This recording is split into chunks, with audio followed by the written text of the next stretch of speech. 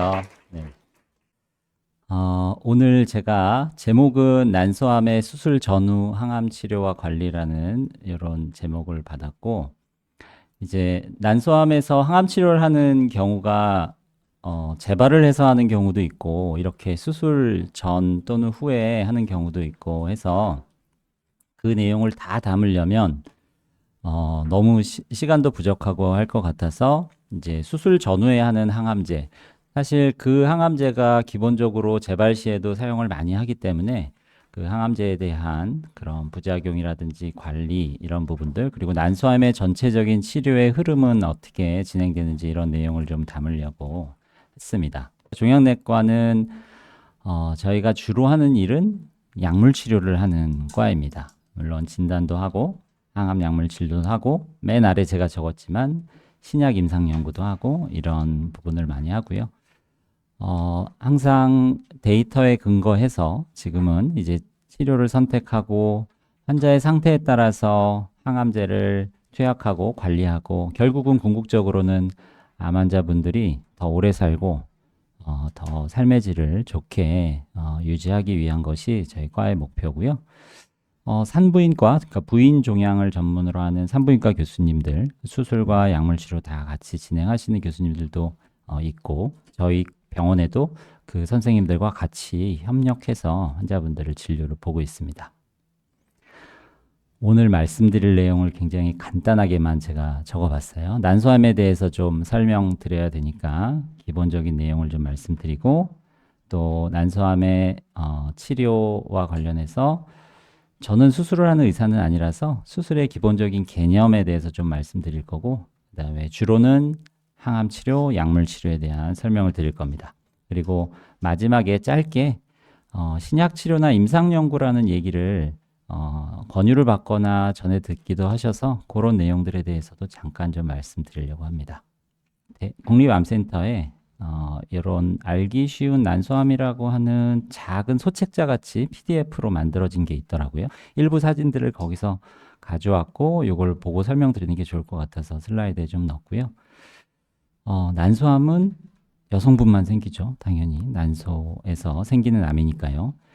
이제 모식도를 이렇게 그려놓은 건데, 이제 자궁과 자궁경부, 난소 요런 세 이제 구조에서 이제 부인암이라고 저희가 얘기하는 암들이 많이 생기죠. 요 난소라고 하는 것을 좀 확대시키면 이렇게 보이는데요. 어, 난소암이 일반적으로 생기는 것은 요 난소를 싸고 있는 이 상피세포라고 하는 요 상피세포에서 암이 생깁니다.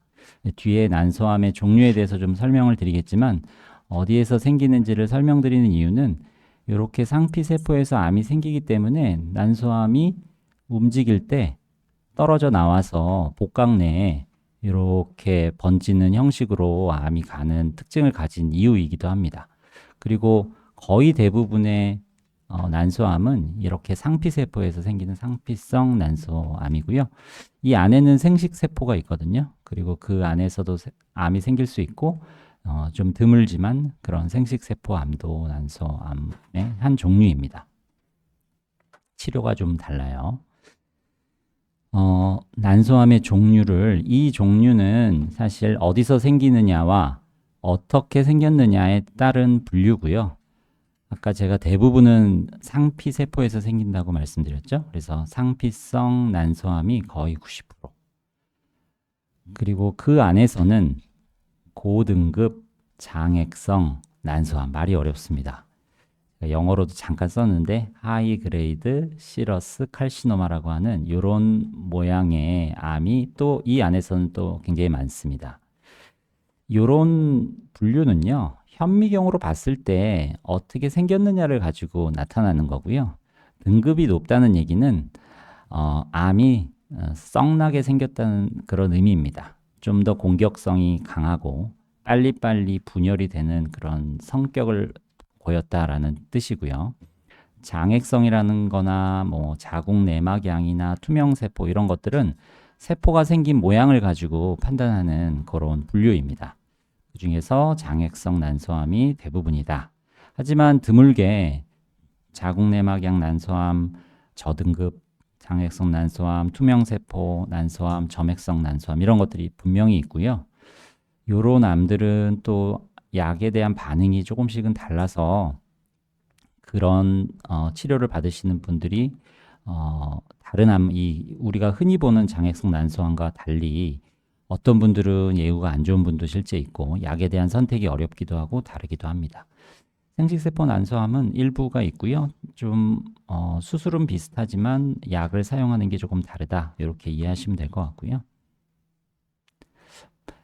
환우분들 중에는 내가 어디에 속하는지를 아시는 분도 아마 있을 거고요. 나는 그냥 난소암이라고만 얘기 들어서 잘 모르시는 분도 사실은 있고요. 그러실 것 같습니다. 난소암의 증상.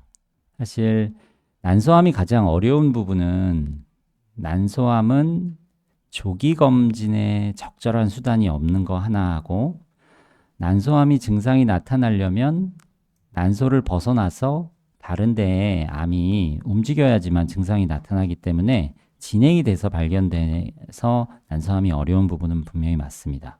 그래서 복부의 종괴나 복부 팽만, 복부 통증 이런 것들이 흔하게 나타날 수 있는 난소암의 그런 증상은 맞지만 여기 써 있죠. 이런 증상이 있을 때 실제 난소암일 확률은 매우 적죠. 왜냐하면 이런 증상은 다른 원인에 의해서 분명히 나타날 수 있고 배가 좀 불편한 게 요새 내가 좀 소화가 잘 안 돼서 불편한 건지 살이 좀 쪄가지고 팽만한 건지 사실 알기 어려운 경우도 많고요. 그리고 난소라는 것이 골반 안에 작은 구조라서 거기에만 암이 있다고 해서 증상이 있을 수가 없거든요.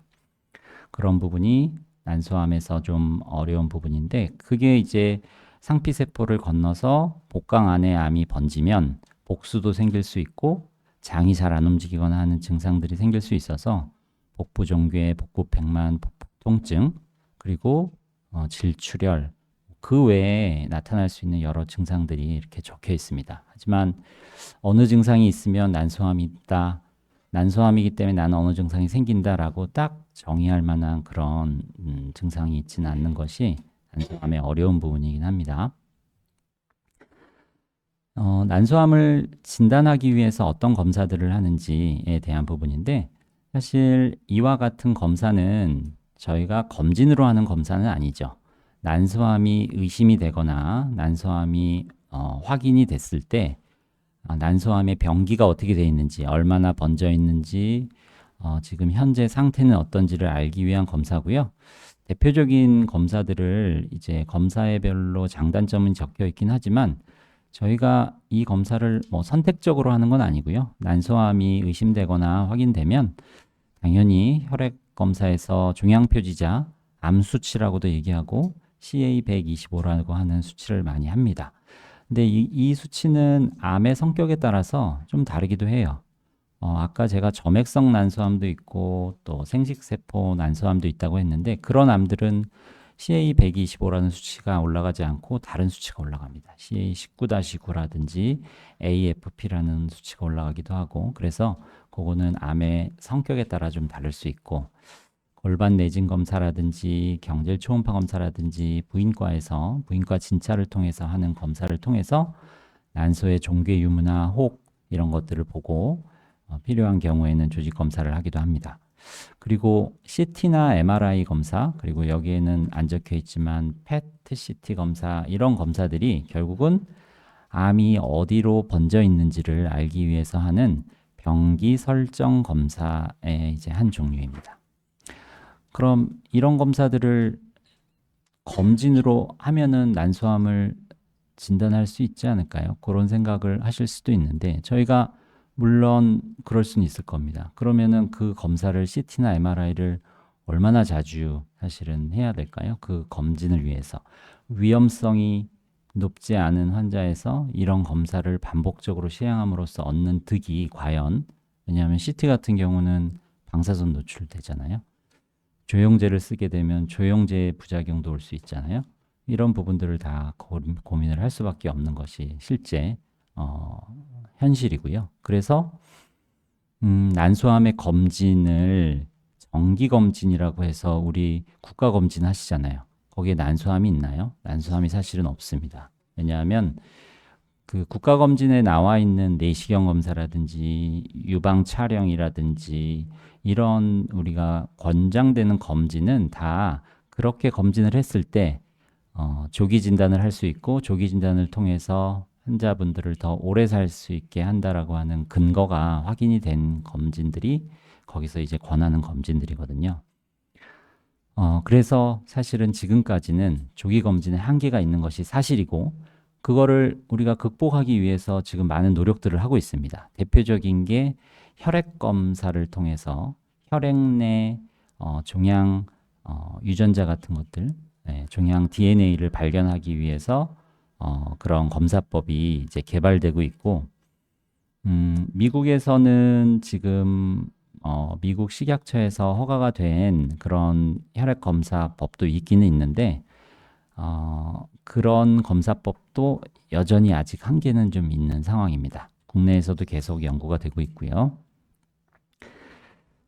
하지만 어떤 위험 요인이 있는 경우는 조금 더 그 검진을 적극적으로 하도록 권하고 있고, 잘 아시는 안젤리나 졸리라고 하는 이런 영화 배우가 브라카라고 하는 유전성 돌연변이가 있는 분이라서 난소를 미리 절제했죠. 그리고 유방도 절제하고 검진을 하면서 사는 것에 대해서 알고 계실 겁니다.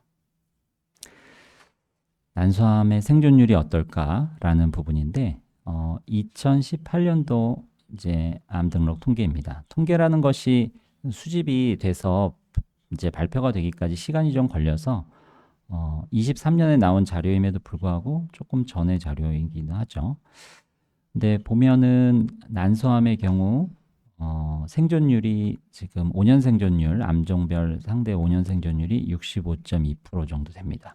자궁경부암은 그보다 좀 더 높고요. 왜냐하면 자궁경부암은 검진 항목이 사실은 들어가 있고 검진을 해서 발견할 수 있는 부분이 크기 때문에 그렇고요. 유방암 같은 경우 저는 이제 유방암하고 부인암을 보는 의사거든요. 네, 유방암 같은 경우는 검진도 있고 여러 가지 약도 많이 개발이 됐고 암의 성격상 빨리 진단이 됩니다. 바깥에 혹이 만져지거나 조금이라도 이상하면 쉽게 캐치할 수 있으니까요. 갑상선암은 워낙에 예후가 좋은 암 중에 하나이기 때문에 그렇고 대장암 위암들도 최근에 이렇게 생존율이 높은 것은 대장 내시경이라든지 위내시경이라든지 우리나라는 상당히 의료 접근성이 좋은 나라잖아요.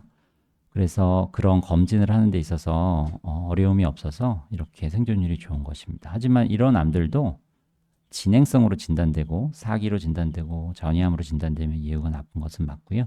여기는 병기와 상관없이 다 포함되어 있는 이제 통계입니다. 그리고 실제적으로 난소암의 발생 위험은 많이 높지는 않습니다. 다른 암종에 비해서는요. 우리나라에서 대표적으로 많이 생기는 암들에 비해서는 매우 낮은 것은 맞지만 여성암 중에는 우리가 여성암이라고 하면 유방암, 부인암을 얘기하는데 자궁경부암 다음으로 이제 많은 암이고 자궁경부암은 상대적으로 많이 줄어들고 있어요. 그것이 이제 자궁경부암이 생기는 이유 자체가 인유두종 바이러스라고 요새는 이제 예방접종도 실제로 하고 있고 또 우리 생활 수준이 좋아지고 이 국민 건강 보건이 좋아지면서 그런 바이러스 감염에 의한 자궁경부암이 상당히 많이 줄고 있는 것 사실이에요. 그래서 난소암과 자궁내막암의 비율이 좀 올라가고 있습니다. 이제 치료에 대한 얘기를 좀 드릴 건데 난소암의 수술은 다른 암과 좀 다릅니다. 다른 암이 난소암과 같은 정도의 암의 상태를 보이면 수술을 안 합니다. 위암이든 대장암이든 그 어떤 암이든 복강 안에 병이 번져 있으면 그 수술장에서 그냥 닫고 나옵니다. 하지만 난소암은 그렇지 않죠. 난소암은 기본적으로 눈에 보이는 모든 종양을 최대한 제거해서 복강 내에 잔류 종양을 최소화하는 것이 원칙이고 그걸 종양 감축 수술이라고 그래요. 이런 개념의 수술을 하는 암은 거의 없다고 보시면 됩니다. 우리가 수술을 할 때는 완전히 다 절제할 수 있을 때, 그럴 때만 사실 수술하거든요. 그러면 난소암의 수술이 완전히 다 절제하는 거냐? 라고 하면 그럴 수가 없습니다. 그거는 아까 제가 설명드렸듯이 그 상피세포에 있었던 암이 떨어져 나오면서 복강 내에 번지면 크기가 눈에 보일 정도로 커져야 그것을 수술하는 의사가 떼어내죠. 근데 보이지 않는 그런 암세포들이 남아 있습니다. 그게 미세종양이죠. 미세종양이 분명히 있다는 이유에 대해서는 제가 난소암의 재발이 높다라는 것이 바로 근거가 됩니다. 우리는 난소암을 수술할 때는 눈에 보이는 거는 그 부인종양 의사 선생님들이 최대한 다 제거합니다. 실제 제가 여기 아래에 수술 이름을 적었지만 자궁과 난소를 절제하는 것을 떠나서 대망이라는 거, 횡격막, 비장, 림프절, 방광, 직장, 간에 붙어 있으면 간의 표면이나 또 간을 파먹고 있으면 간을 쐐기 절제한다든지 하는 정말로 노력을 많이 합니다. 그래서 수술이 정말 8시간, 10시간이 걸리기도 합니다.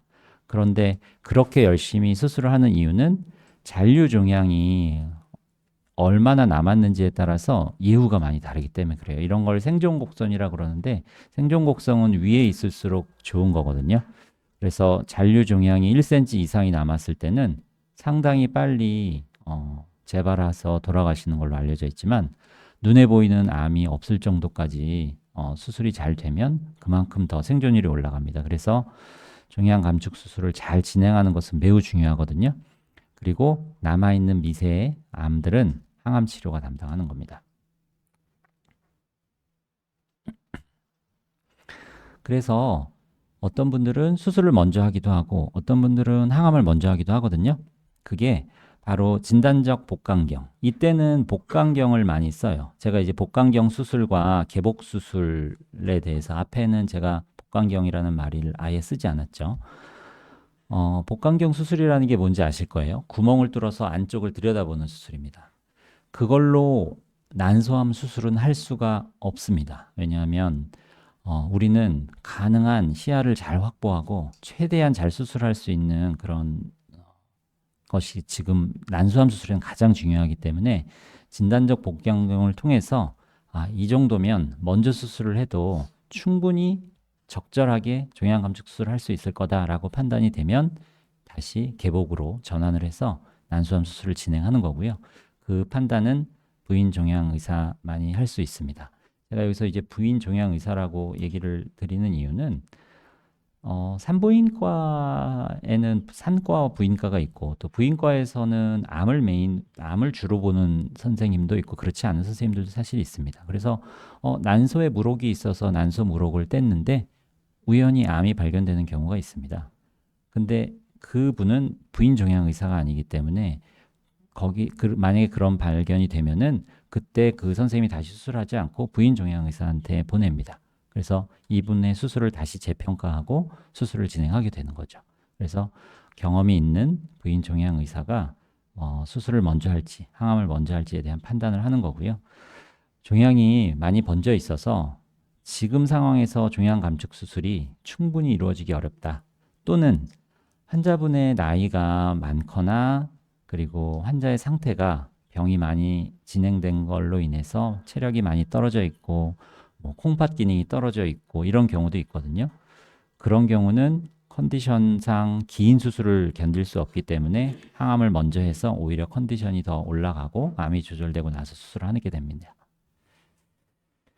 그래서 기본적으로는 수술 전에 3회 정도 항암 치료를 하고 그 다음에 수술을 하고 또 한 3회 정도 해요.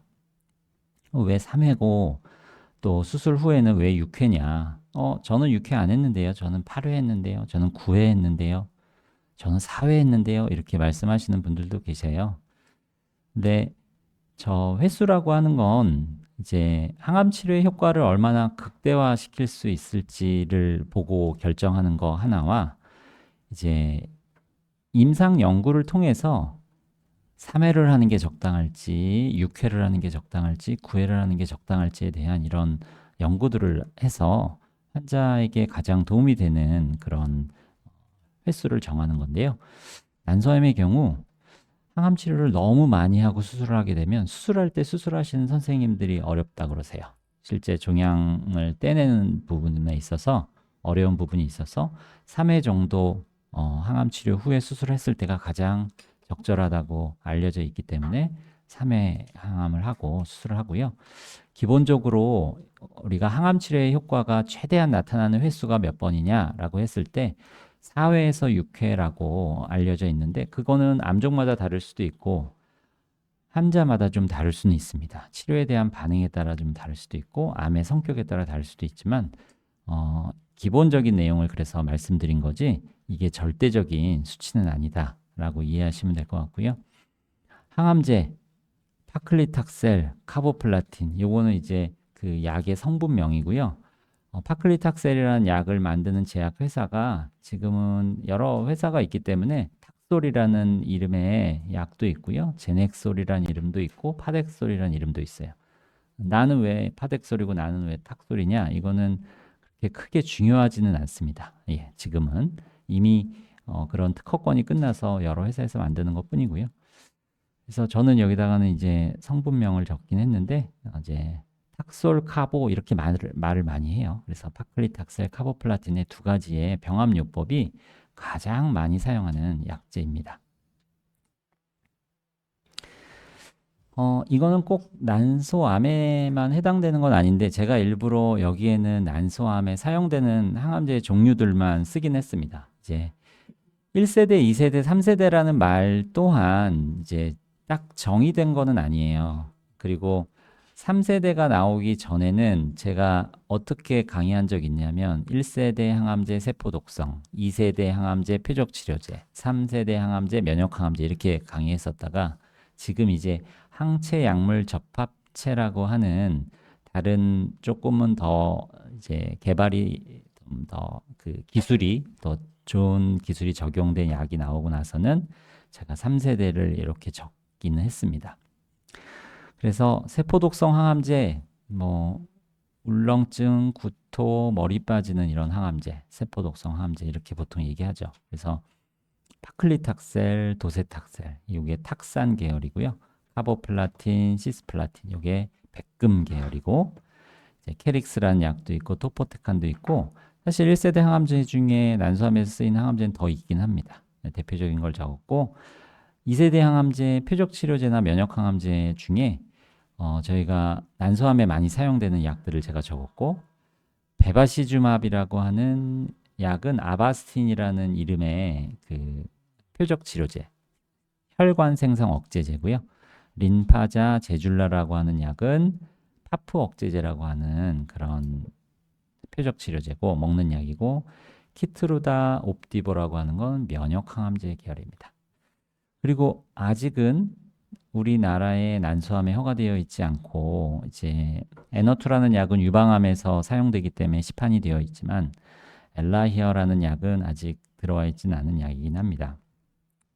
이런 항체 약물 접합제가 난소암에서 효과가 있다라는 것이 이제 알려져서 사용이 되기 시작을 했고 국내에도 허가가 되면 이제 사용하는 분들이 생기겠죠.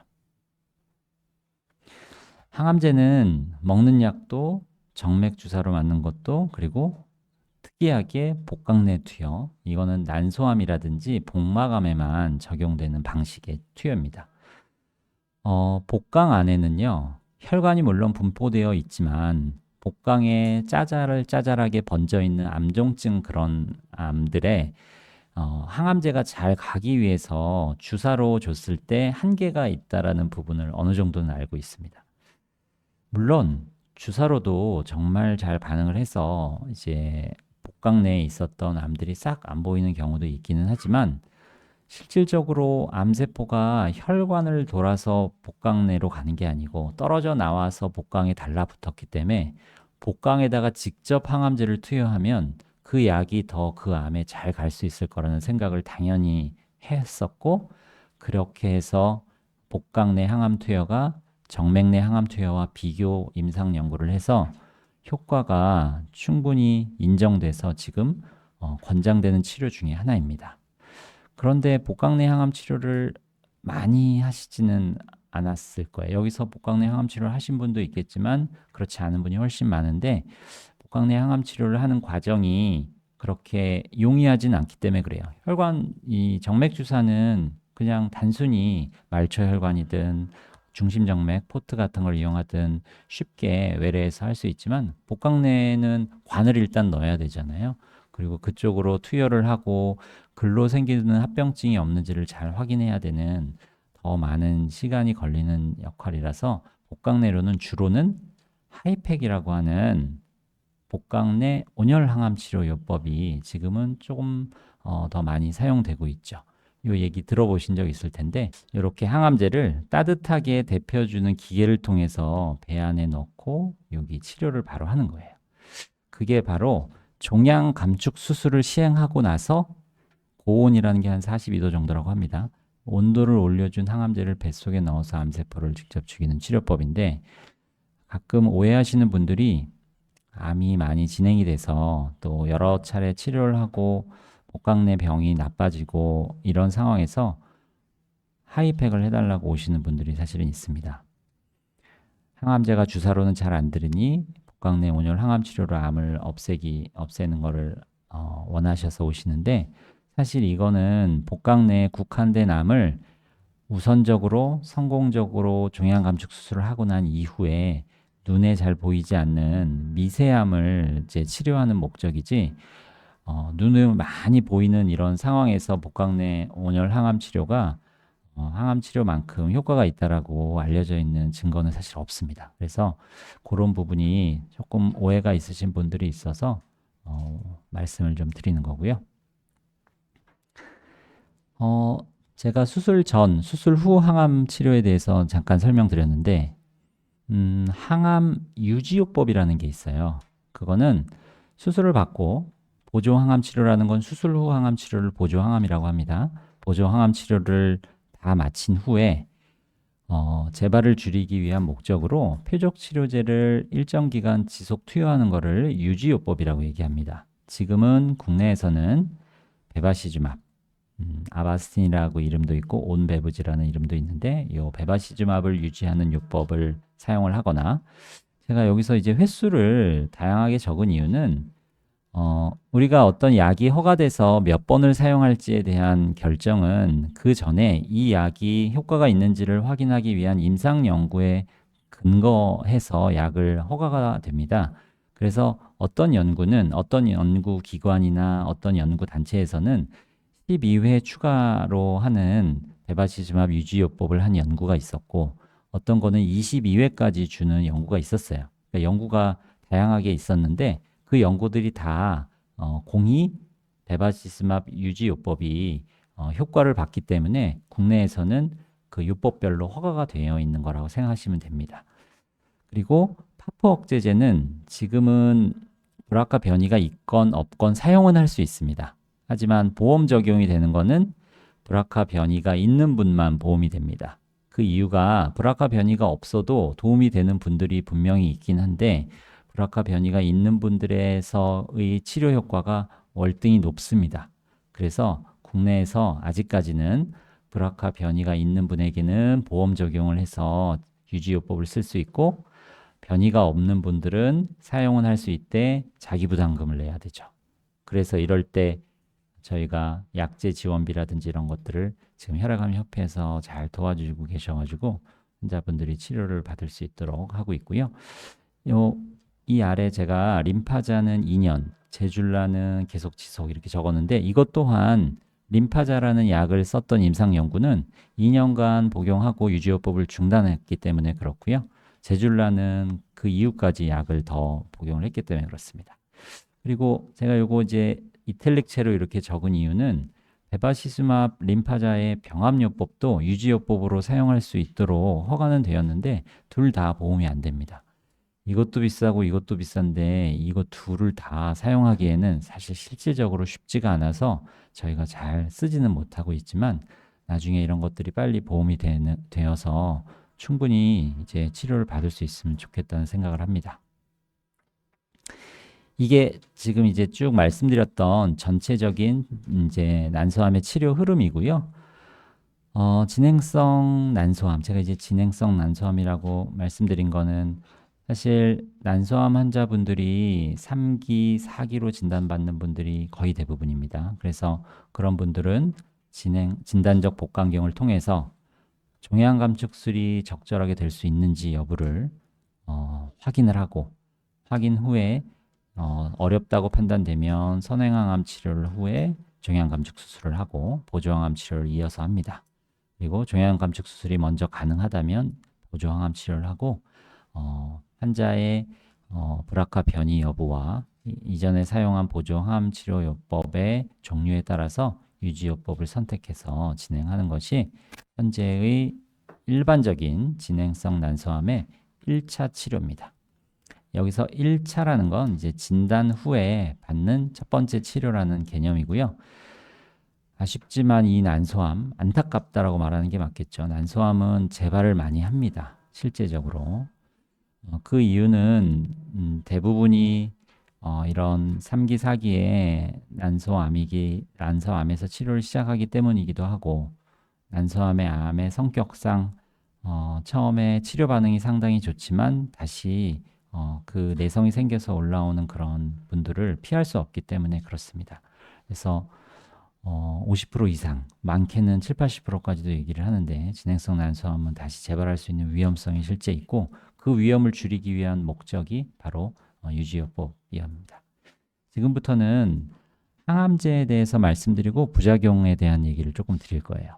이미 여기 환우분들이 절반 정도 되시고 탁산이라든지 백금 항암제를 이미 다 치료를 받으셨던 분도 있고 치료를 하거나 준비 중인 분도 계실 텐데 아마 지금 후유증 때문에도 고생을 하시는 분도 있고 그런 내용을 좀 말씀드리고 싶네요.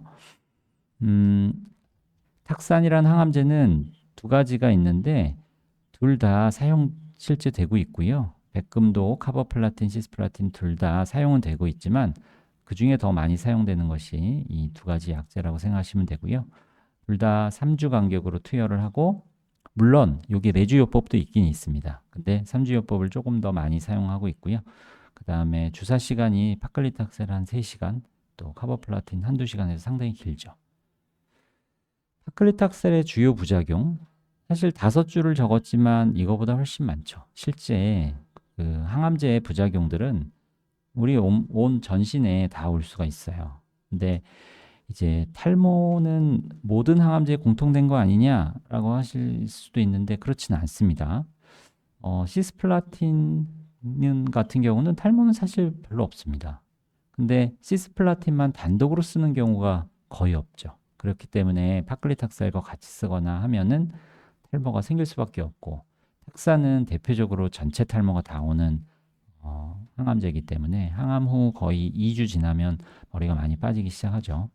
그리고 탁산의 특징이 근육통, 관절통이 좀 올 수 있어서 저희가 약을 시작할 때 진통제를 좀 처방드려요. 통증이 심한 분들도 있거든요. 그리고 손발저림, 말초신경병증. 저희가 아직 해결을 잘 못하고 있는 그런 부작용, 후유증입니다. 주로는 뒤쪽에 나타나고 누적돼서 더 나타나는 게 특징이고요.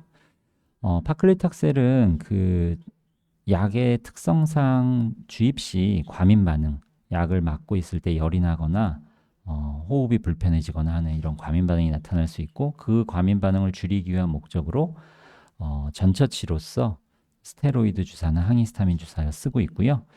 당연히 모든 항암제는 골수 억제를 할 수 있고 백혈구가 떨어지면 열이 나거나 감염증 이런 것들이 생길 수 있습니다. 근데 이 파클리탁셀이요.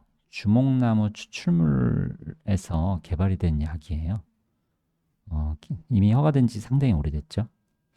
저는 이제 제 세브란스 병원에서도 유방암이나 이런 강의를 하는데 이 내용을 한 번쯤 말씀드리면요. 질문을 하세요. 우리나라에 있는 나무냐고.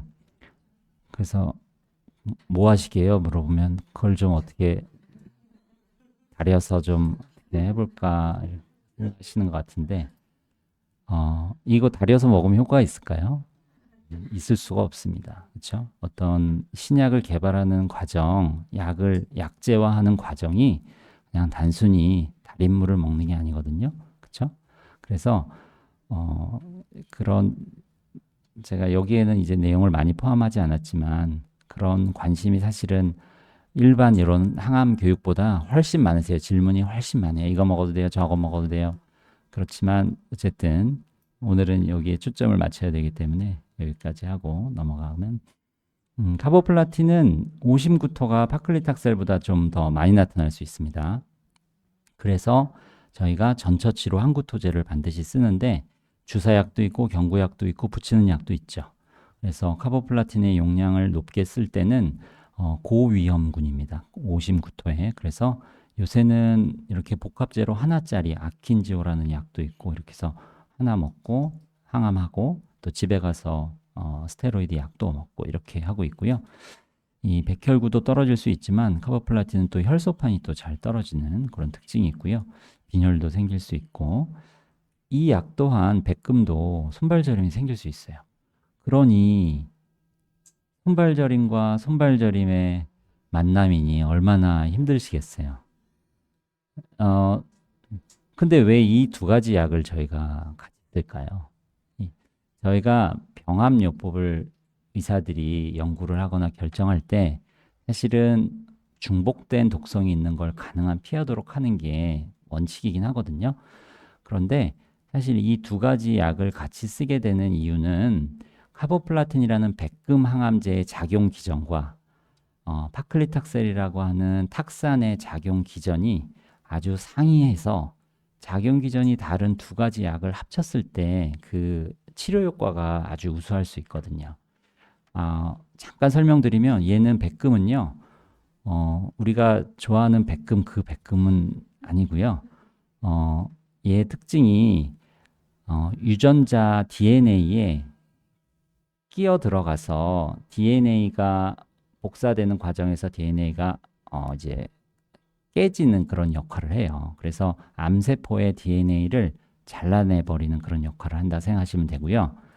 탁산이라는 이 약은 세포가 분열을 하고 다시 이제 하나의 세포가 두 개로 이제 분열을 할 때 유전자들을 나누잖아요. 나눠서 양쪽으로 가지고 가야 되거든요.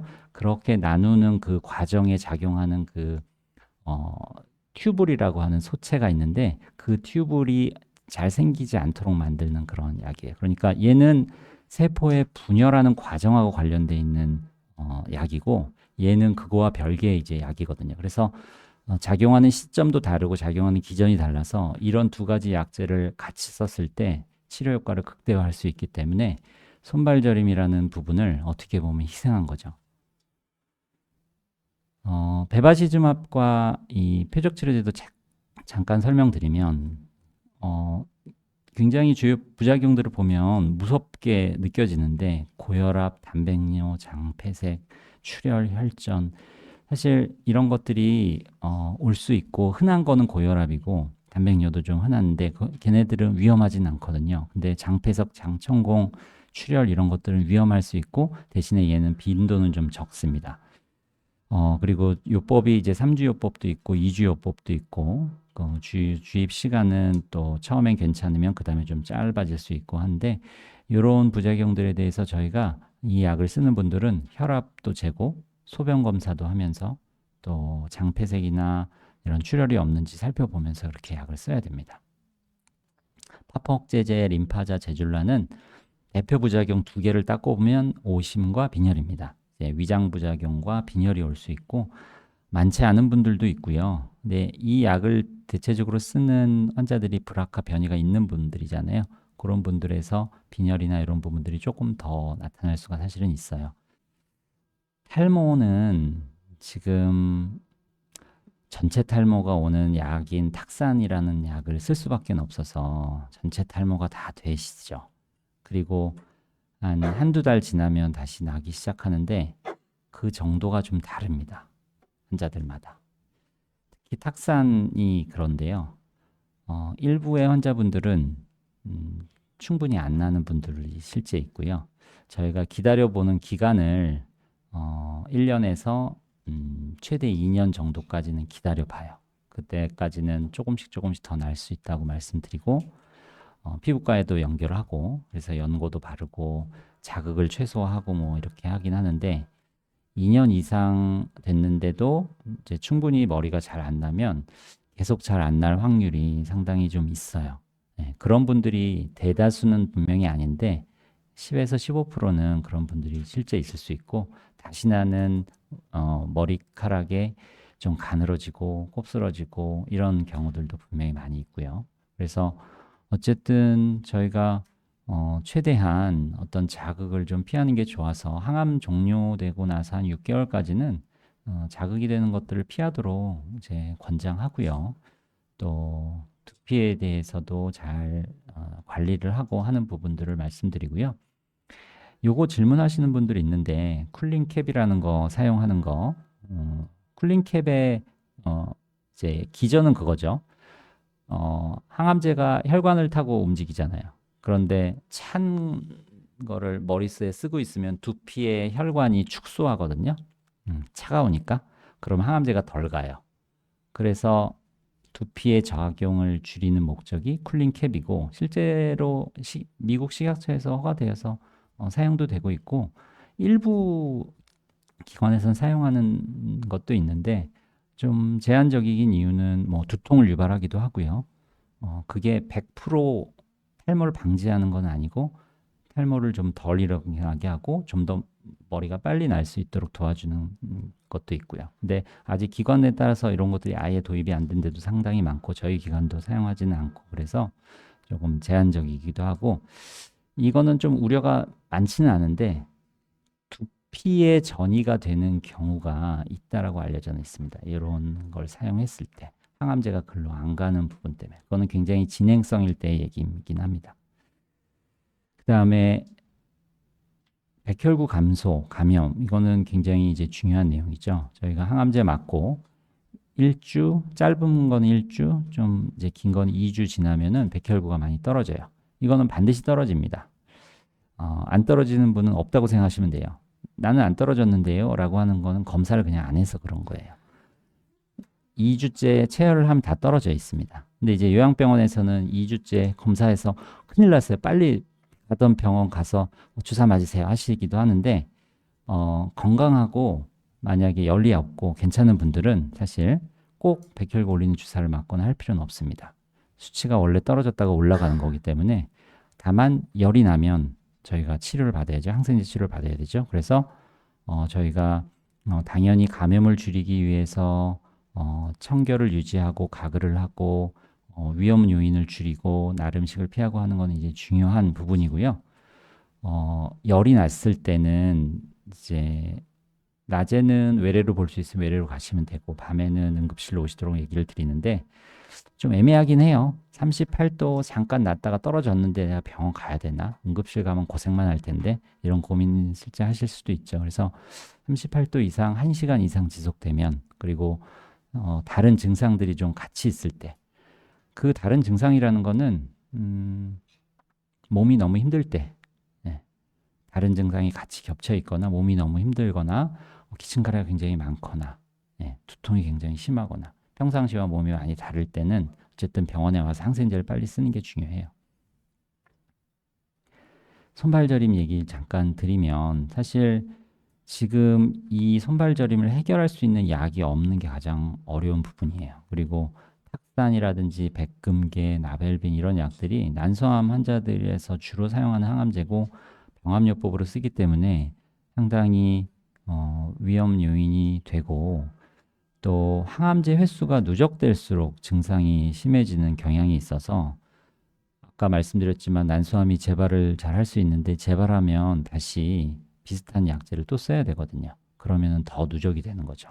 그렇기 때문에 상당히 후유증이 늦게까지 남을 수 있고 항암을 끝난다 하더라도 호전이 되는 게 속도가 상당히 느립니다. 대개는 처음에는 오셔서 점점 심해져요 라고 얘기를 하세요. 그리고 6개월이 지나고 1년이 지나야 조금 나아지는 것 같은데요 라고 얘기하시는 분도 실제 있습니다. 그 정도로 좀 오래까지 가고 있는데 예방을 할 수 있는 약제가 사실 지금은 없고요. 경우에 따라서는 저희가 약을 감량하거나 다른 종류의 약을 선택을 해야 하는데 저희는 아까 말씀드렸지만 두 가지 약이 이런 증상을 많이 일으킬 거라는 걸 알면서도 어쩔 수 없이 선택을 했잖아요. 그렇기 때문에 항암제의 용량을 줄이는 것이 단순히 손발저림 때문에 줄이는 게 쉽지가 않습니다. 하지만 그렇다 하더라도 손발저림이 너무 심하게 후유증이 남기면 그거는 어떻게 보면 나중에까지 영향을 많이 미칠 수 있어서 적당한 시점에서는 약을 줄이기도 합니다. 그 부분은 주치의와 상의를 잘 해야 되고요. 이제 유발 요인 같은 걸 좀 피하는 게 중요하기 때문에 찬데 노출되는 거 좀 피하시도록 그렇게 말씀드리고, 당뇨가 있으면 당뇨 조절 잘하는 거 굉장히 중요하고요. 또 일부는 증상 완화에 도움이 되는 약제들을 잘 활용하는 게 좋고, 뉴론틴, 리리카, 신발타 이런 약들이 흔하게 쓰는 약인데요.